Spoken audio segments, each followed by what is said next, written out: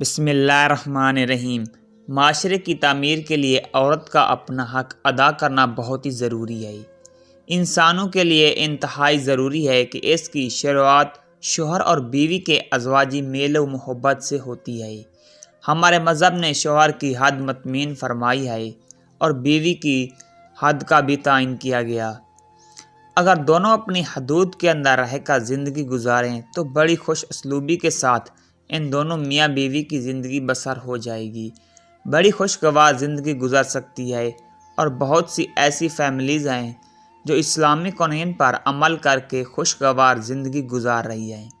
آقا دو عالم حضرت محمد صلی اللہ علیہ وسلم کا ارشاد گرامی ہے، مومنین کا کامل ایمان والا وہ شخص ہے جو اپنے اخلاق میں سب سے اچھا ہو، اور تم میں سب سے بہتر وہ لوگ ہیں جو اپنی بیویوں کے لیے سب سے زیادہ بہتر ہوں۔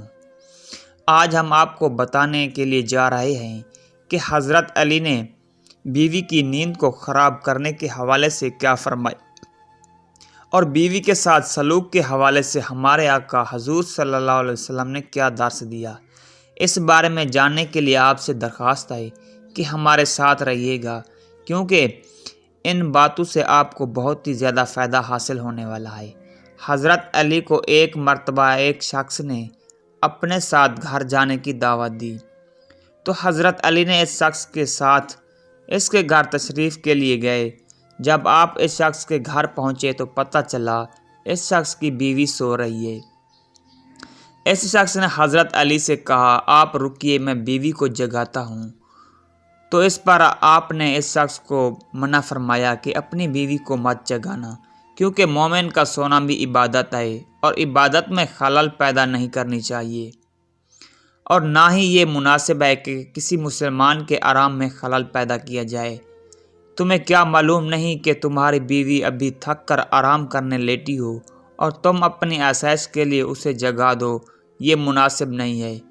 میں نے حضور صلی اللہ علیہ وسلم سے سنا ہے کہ مومن وہ ہے جو دوسروں کے لیے وہی چیز پسند کرے جو اپنے کے لیے پسند کرتا ہے۔ کیا تم یہ پسند کرتے ہو کہ تمہیں کوئی نیند سے جگائے؟ ازواجی تعلق کی سب سے مضبوط بنیاد جذبہ محبت ہے۔ یہ جذبہ موجود تو میاں بیوی خوشگوار زندگی بسر کر رہے ہوتے ہیں، اور ساتھ ہی ساتھ اپنے مقصد اعلیٰ یعنی ترتیبات اولاد پر اچھے اثرات بھی مرتب کرتے ہیں۔ اگر ان تینوں کے درمیان محبت ہو تو کیا ہی بات ہے، تعلق ایسے ہوگا جیسے دو اجنبی سفر کے دوران ریل گاڑی میں ملے ہوں۔